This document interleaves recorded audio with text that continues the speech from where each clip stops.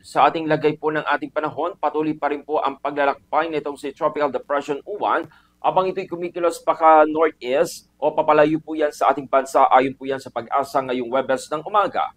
Sa pinakahuling ulat po ng Pag-asa kaninang alas 5 ng umaga, tinatayang nasa layong 305 kilometers hilaga ng Itbay at Batanes ang sentro ng Bagyong Uwan. Taglay pa rin po nito ang hanging umaabot sa 55 kilometro kada oras, malapit po yan sa gitna at bugso naman ng hangin na hanggang 70 kilometro kada oras. Kumikilos ito pa northeast sa bilis po yun na 25 kilometro bawat oras. Bagaman papalayo na, patuloy po na mararamdaman ang malalakas na hangin hanggang 240 kilometers mula po yan sa gitna ng bagyo.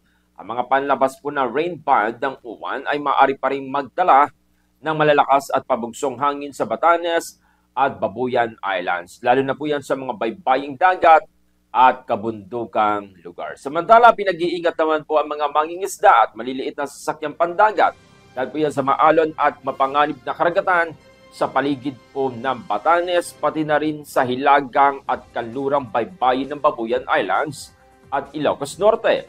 Samantala, katamtaman naman hanggang sa maalon din ang karagatan sa bahagi naman ng Ilocos Sur, La Union, Pangasinan, Zambales, Kalayaan Islands, kanlurang bahagi ng Bataan at Occidental Mindoro. Kasama po dito ang Lubang Islands, gayon din sa hilagang at kanlurang baybayin ng Palawan. Kabilang na rin po ang Calamian Islands. Samantala, ay naman po sa Pag-asa, inaasahang magpapatuloy po ang paggalaw ni Uwan pa northeast. Patungo po yan sa timog bahagi ng Ryukyu Islands sa Japan. At po sa hindi kanais-nais na kondisyon sa atmosphere, posibleng humina pa ito at tuluyang maging low pressure area o LPA sa loob po yan ng 12 oras. Good morning,